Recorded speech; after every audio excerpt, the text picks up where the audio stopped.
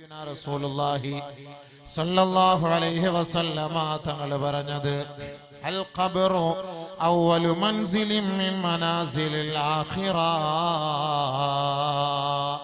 ആഖിറത്തിലേക്കുള്ള പ്രവേശന കവാടമാണ്, ആഖിറത്തിലേക്കുള്ള വഴിയാണ്, ആഖിറത്തിലേക്കുള്ള കവാടമാണ്, ആഖിറത്തിലേക്കുള്ള ആദ്യ പടിയാണ് ഖബർ.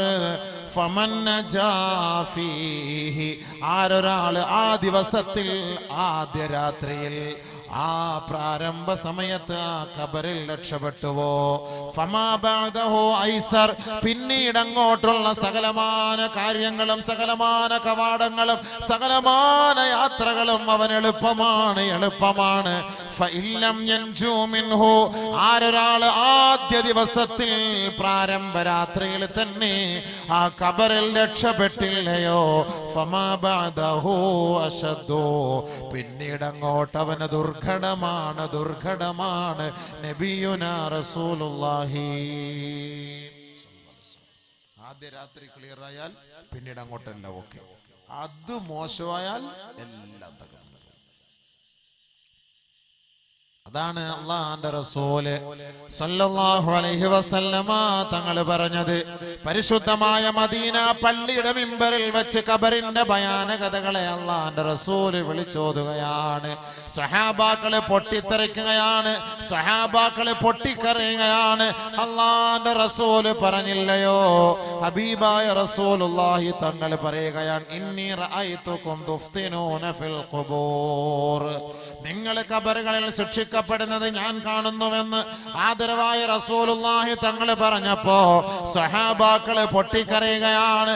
അല്ലാഹുവിന്റെ റസൂല് അതുകൊണ്ട് തന്നെയാണ് നിങ്ങൾ നിങ്ങളുടെ സഹോദരന്റെ മയ്യത്തടക്കുമ്പോ ആ ഖബറിന്റെ ഓരത്ത് നിന്ന് ദുനിയാവിന്റെ സംസാരം നടത്തരുത്, ദുനിയാവിന്റെ ഭാഷണങ്ങൾ ഒഴിവാക്കണമേ.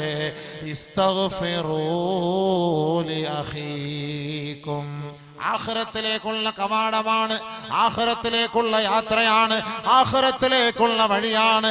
ദുനിയാവിൽ ഒരു ന്യൂനത സംഭവിച്ചാൽ ആയിരങ്ങൾ നമ്മെ സഹായിക്കാനുണ്ട്. ഇന്ന് തന്നെ ഈ സംഘടന തന്നെ എടുത്ത ഒരു പ്രതിജ്ഞ എന്താ, ഒരു പാവപ്പെട്ട വീട്ടില് 5 പെൺമക്കളുള്ള ഒരു പാവപ്പെട്ട വീട്, ഉടുതുണിക്ക് മറുതുണിയില്ലാത്തവര്, നല്ല ഒരു പുര പോലും ഇല്ലാത്തവര്, വയറ് നിറച്ച് ഭക്ഷണം കഴിക്കാൻ ഗതിയില്ലാത്ത ആ കുടുംബത്തിലെ ഒരു പെണ്ണിനെ വിവാഹം കഴിച്ചയക്കാൻ വേണ്ടി തയ്യാറെടുക്കുമ്പോ നമ്മുടെയും മനസ്സ് അലിഞ്ഞു പോവുകയാണ്. അവർക്ക് വേണ്ടി നാം ഓടിയെത്തും, അവരുടെ കണ്ണുനീരൊപ്പം അവരെ നമുക്ക് സഹായിക്കാൻ കഴിയും. വീടില്ലാത്തവർക്ക് വീട് വെച്ചു കൊടുക്കാൻ കഴിയും, വസ്ത്രമില്ലാത്തവർക്ക് വസ്ത്രം വാങ്ങിക്കൊടുക്കാൻ കഴിയും, ഭക്ഷണമില്ലാത്തവർക്ക് ഭക്ഷണം വാങ്ങിക്കൊടുക്കാൻ കഴിയും, വെള്ളമില്ലാത്തവർക്ക് വെള്ളം എത്തിച്ചു കൊടുക്കാൻ കഴിയും. പക്ഷേ മരിച്ചുപോയ മനുഷ്യ അവൻ മരിച്ചു പോയാൽ അവന് വേണ്ടി ഖബർ വെട്ടാൻ കഴിയും, അവന് വേണ്ടി കഫൻ പുടവ വാങ്ങാൻ കഴിയും, അവന്റെ മയ്യത്ത് കുളിപ്പിക്കാൻ കഴിയും, അവന്റെ ജനാസ തോളിൽ എടുത്തു വെച്ചുകൊണ്ട് പള്ളിക്കാട്ടിലേക്ക് കൊണ്ടുപോകാൻ നമുക്ക് കഴിയും. പള്ളിയുടെ മിമ്പറിൽ മിഹ്റാബിൽ വെച്ചുകൊണ്ട് അവന്റെ മയ്യത്ത് നമസ്കാരം നിർവഹിക്കാനും നമുക്ക് കഴിയും. ആ മണ്ണിലേക്ക് വെച്ച് പലക വെച്ച് മൂടിയാൽ, ആ ഖബറിന്റെ മുകളിലേക്ക് മണ്ണിട്ട് മൂടിയാൽ അവിടെ നിന്ന് തൽക്ഷണം അവൻ മടങ്ങിപ്പോകേണ്ട താമസം. ആ ഖബറിൽ അവൻ ഒറ്റപ്പെട്ട ജീവിതം നയിക്കുമ്പോ എത്ര സുന്ദരിയായ കൂടെ കിടന്ന സഹധർമ്മിണിയാകട്ടെ, ഇക്കാ നിങ്ങളോടൊപ്പം ഞാനും ഈ ആദ്യ രാത്രിയിൽ ആ ഖബറിൽ ഞാൻ പങ്കാളിത്തം വഹിക്കാമെന്ന് എത്രത്തോളം സ്നേഹമുള്ള ഭാര്യ പോലും പറയാറില്ല. നമ്മുടെ എല്ലാമായ ഇഷ്ടമല്ലേ, നമ്മുടെ തുണയല്ലേ, ഇണയല്ലേ നമ്മുടെ ഭാര്യ.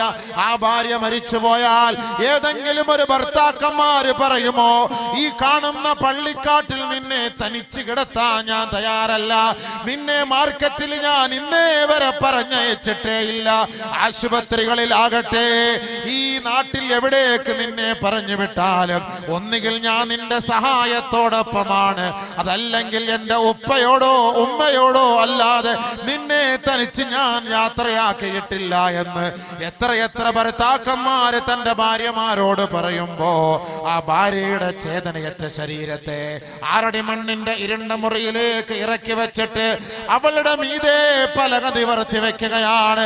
അവസാനം ഒരു ചെറിയ ദ്വാരം പോലുമില്ലാതെ എല്ലാം മൂടിക്കളയ മൂന്ന് പിടി മണ്ണ് അവളുടെ മുകളിലേക്ക് വാരിയെറിയുകയാണ്.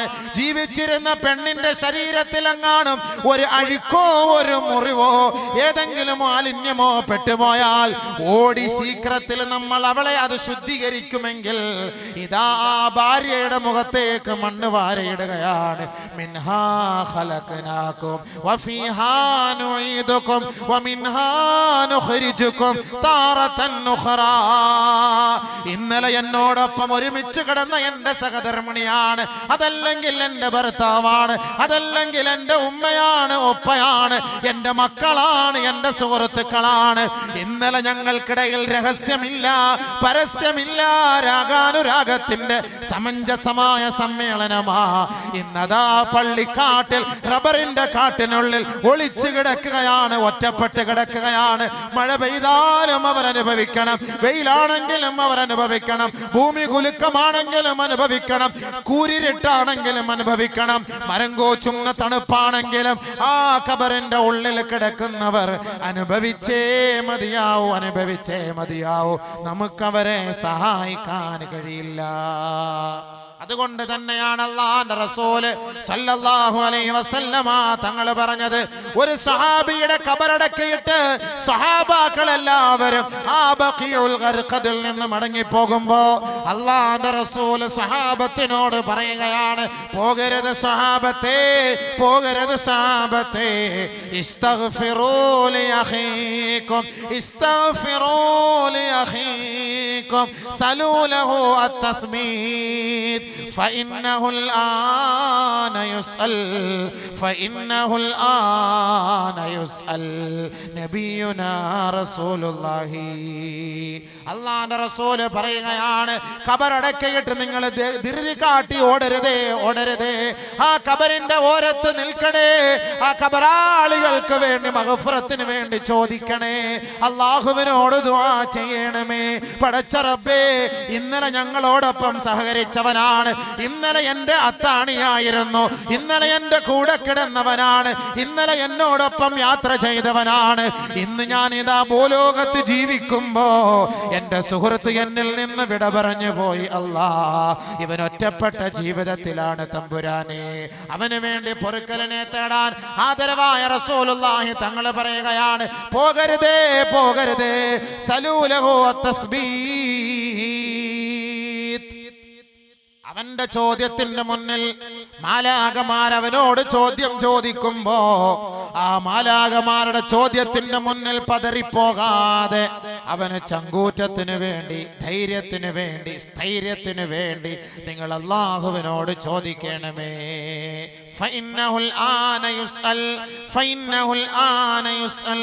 ഇപ്പോൾ അവൻ ചോദ്യം ചെയ്യപ്പെടുകയാണ്, അവൻ ഇപ്പോൾ ചോദ്യം ചെയ്യപ്പെടുകയാണ്.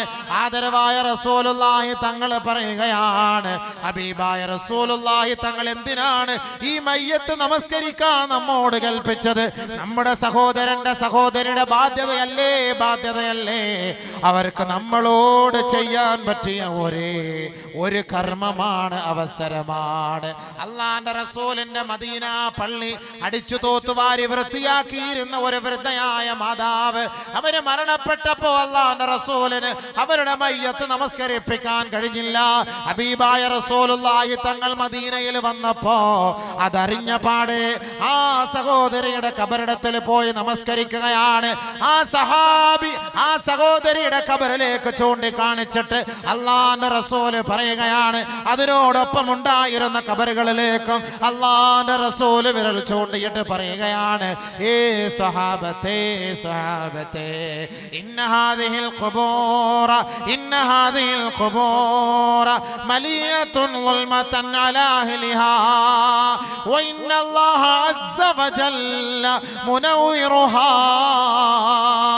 ബിസലാത്തി അലൈഹിം വഇന്നല്ലാഹ അസ്സ വജല്ല മുനവ്വിറുഹാ ബിസലാത്തി അലൈഹിം.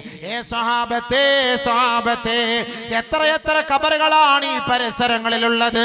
ഈ ഖബറുകളെ പോലുള്ള ഖബറുകളിലേക്ക് നോക്കിക്കൊണ്ടല്ലേ അല്ലാഹുവിന്റെ റസൂൽ പറഞ്ഞത്, ഇന്ന ഹാദിഹിൽ ഖുബൂറ മലിആ. ഈ ഖബറുകളെല്ലാം ഇരുണ്ടു മൂടിയ ഖബറുകളാണ്. ഈ ഖബറുകളെല്ലാം ശിക്ഷകൾ കൊണ്ട് നിറഞ്ഞ ഖബറുകളാണ്. ഈ ഖബറുകളെല്ലാം അന്ധകാര നിബിഡമായ ഖബറുകളാണ്.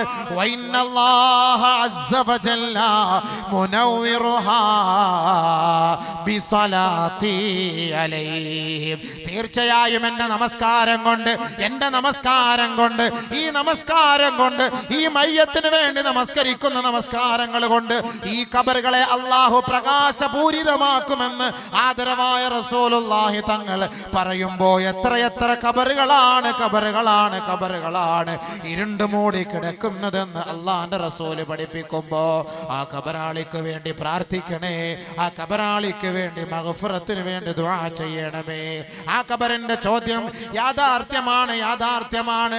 ആയിഷ ബീവിയുടെ സമീപത്ത് വന്നുകൊണ്ട് രണ്ട് ജൂത പെണ്ണുങ്ങൾ ചോദിക്കുകയാണ്, അല്ലാഹുവിന്റെ റസൂൽ നിന്നോട് പറഞ്ഞിട്ടില്ലയോ ഖബറിൽ ചോദ്യമുണ്ട്, ഖബറിൽ ശിക്ഷയുണ്ട്, ഖബർ ഞെരുക്കുമെന്ന കാര്യം നിങ്ങളുടെ പ്രവാചകൻ പറഞ്ഞിട്ടില്ലയോ? ആ ജൂത പെണ്ണുങ്ങളോട് ആയിഷ ബീവി പറയുകയാണ്, അങ്ങനെ ഒരു സംഭവമേ ഇല്ല തന്നെ. ഈ സംഭാഷണത്തിന്റെ ഇടയിലാണ് അല്ലാഹുവിന്റെ റസൂൽ കടന്നു വരുന്നത്. ആയിഷ ബീവി ചോദിക്കുകയാണ്, യാ റസൂലല്ലാഹ്, അല്ലാഹുവിന്റെ റസൂലേ, ഖബറിൽ ശിക്ഷയുണ്ടോ നബിയേ? ഖബറിൽ ചോദ്യമുണ്ടോ നബിയേ? ഖബർ ഞെരുക്കുമോ നബിയേ? ഖബർ ക്ഷോഭിക്കുമോ നബിയേ? ഖബർ പ്രകോപിക്കുമോ നബിയേ? ഖബർ തീ കൊണ്ട് നിറയുമോ നബിയേ? ആദരവായ റസൂലുള്ളാഹി തങ്ങളോട് ആയിഷ ബീവി ചോദിച്ചപ്പോ ഖാല റസൂലുള്ളാഹി സ്വല്ലല്ലാഹു അലൈഹി വസല്ലം, അല്ലാഹുവിന്റെ റസൂൽ പറയുകയാണ്, യാ ആയിഷ അദാബുൽ ഖബരി ഹഖ്ഖുൻ. യാ ആയിഷേ, അല്ലാഹുവിന്റെ റസൂലിന്റെ പ്രിയങ്കരിയല്ലയോ? ആയിഷ ബീവിയോട് ലോകത്തിന്റെ പ്രകാശം വിളിക്കുകയാണ്, ലോകത്തിന്റെ നിറകുടം പറഞ്ഞു പഠിപ്പിക്കുകയാണ്, ലോകത്തിന്റെ ഗുരുഭൂതരാണ് പഠിപ്പിക്കുന്നത്. എത്ര ഖബറുകളാണ് ദിനംതോറും കാണാറുള്ളത്? എത്ര ഖബറിന്റെ അരികിലാണ് നാം സാക്ഷ്യം വഹിക്കുന്നത്? എത്ര സഹോദരങ്ങൾക്ക് വേണ്ടി ഖബറുകളാണ് നാം കൊഴിക്കാറുള്ളത്? ആ ഖബറിന്റെ ഓരത്ത് വീട് വെച്ച് താമസിക്കുന്നവരെ, ആ ഖബറിന്റെ ഓരത്തുകൂടെ നടന്നു പോകുന്നവരെ, ആ കാട്ടിന്റെ ഉള്ളിൽ ഒറ്റപ്പെട്ട് കിടക്കുന്ന ഖബറിലേക്ക് നോക്കിയിട്ടെങ്കിലും നമുക്ക് വേദനയുണ്ടോ? നമുക്ക് പേടിയുണ്ടോ? നമുക്ക് വിശ്വാസമുണ്ടോ? ആദരവായ റസൂലുള്ളാഹി തങ്ങൾ ആയിഷ എന്ന പ്രിയങ്കരിയോട് പറയുകയാണ്, അദാബുൽ ഖബരി ഹഖ്ഖുൻ യാ ആയിഷ, അദാബുൽ ഖബരി ഹഖ്ഖുൻ യാ ആയിഷ. ആയിഷേ, ഖബറിന്റെ ശിക്ഷ യാഥാർത്ഥ്യമാണ് ആയിഷ, അത് സംഭവിക്കുക തന്നെ ചെയ്യും ആയിഷ. ആയിഷ ബീവി പറയുകയാണ്, ഫമാ റഅയ്തു റസൂലല്ലാഹി സ്വല്ലല്ലാഹു അലൈഹി വസല്ലം സല്ലാ സ്വലാത്തൻ ഇല്ലാ തഅവദ അൻ അദാബിൽ ഖബർ. ഖബറിന്റെ ശിക്ഷയുണ്ട്, ഖബറിൽ ചോദ്യമുണ്ട്, ഖബർ പ്രകോപിപ്പിക്കുമെന്ന് അല്ലാഹുവിന്റെ റസൂൽ പറഞ്ഞതിന് ശേഷം ആദരവായ റസൂലുള്ളാഹി തങ്ങൾ ഒരു നമസ്കാരവും നിറവേറ്റിയിട്ടില്ല. ഇല്ലാ തഅവദ അൻ അദാബിൽ ഖബരി. ഖബറിന്റെ ശിക്ഷയിൽ നിന്ന് അല്ലാഹുവിനോട് കാവൽ ചോദിച്ചിട്ടല്ലാതെ, ഖബറിന്റെ കോപത്തിൽ നിന്ന്, ഖബറിന്റെ ഇരമ്പലിൽ നിന്ന്, ഖബറിന്റെ ക്ഷോഭത്തിൽ നിന്ന്, ഖബറിന്റെ ഞെരുക്കത്തിൽ നിന്ന് അല്ലാഹുവിനോട് കാവൽ തേടിയിട്ടല്ലാതെ ഒരു നമസ്കാരവും അല്ലാഹുവിന്റെ റസൂൽ നമസ്കരിക്കുന്നതായി ഞാൻ കണ്ടിട്ടില്ല എന്ന് മഹദിയായ ആയിഷ.